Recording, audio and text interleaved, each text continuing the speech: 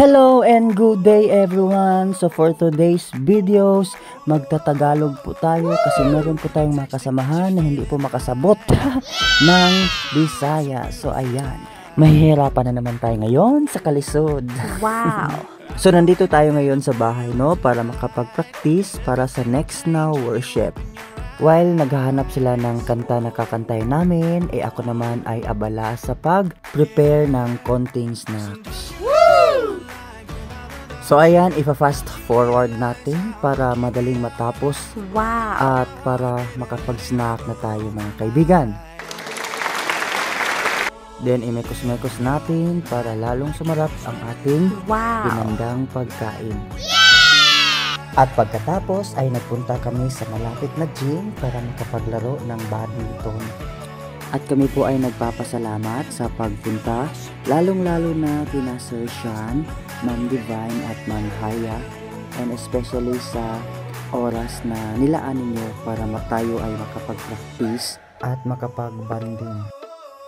And for today's realization, so God does not give someone more favor than another. So tayo po lahat ay pantay-pantay yung binigay ng blessings ng Panginoon sa atin, and nobody is left out.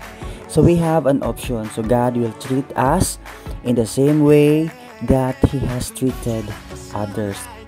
And I realized din, kaya tayo binigyan ng mga pagsubok ng Diyos para lalo tayong tumitibay, at minsan inallow din ni Lord na may kukunin siyang tao o kaya bagay sa buhay natin kasi sila yung mga rason kung kaya hindi natin ma-achieve yung mga bagay na gusto mangyari ng Panginoon sa atin. Kaya dapat wag natin i-blame si Lord sa mga pangit na nangyayari sa buhay natin kasi mahal tayo ng Panginoon. Gusto lang niya na mapabuti yung lagay natin. Gusto lang niya na maabot natin yung mga pangarap natin sa buhay, at gusto lang din niya na umasenso tayo sa buhay. Kaya binigyan tayo ng Panginoon ng buhay na walang hanggan kasi ayaw niyang magdusa tayo sa bandang huli. Kasi sabi ng John 3:16, "For God so loved the world that He gave His only begotten Son, that whoever believeth in Him should not perish but have everlasting life."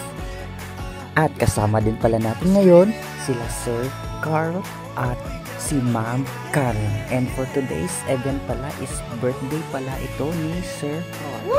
So more years to come, and thank you for today's libre. Prayers po namin na more years to come, and God will bless you more with your family. God will give you a good health.